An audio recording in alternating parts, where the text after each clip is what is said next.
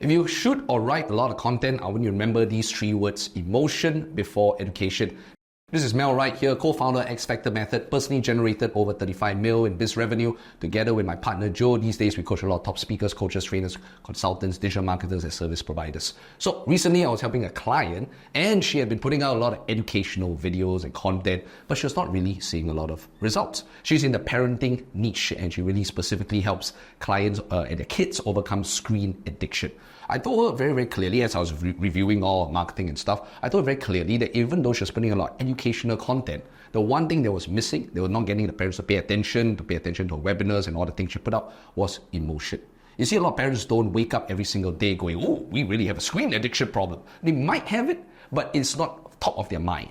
And so what I told her to do is that before education, especially in fields where it's not the sexiest, it's not the most interesting, or maybe it's not people's top of mind pain. In some of these fields, you want to emote, you want to bring out emotion, you want to highlight case studies and all these things before you do your education, because if you don't do that, you fall into apathy.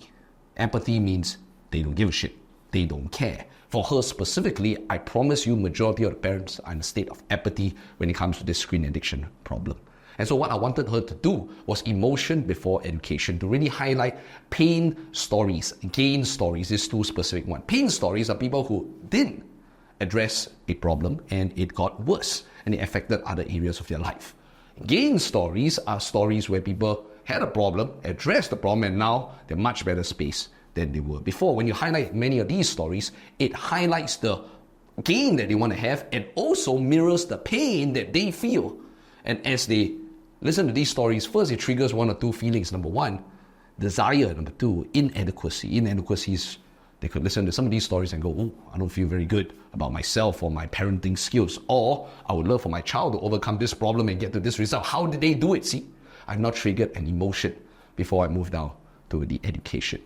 So as you trigger with pain or gain stories, the dual emotions of desire or inadequacy, you make people pay more attention, and when you pay more attention, that's when they care about your educational content and many other things. So what is the lesson over here? Be sure to trigger emotion first before you educate people.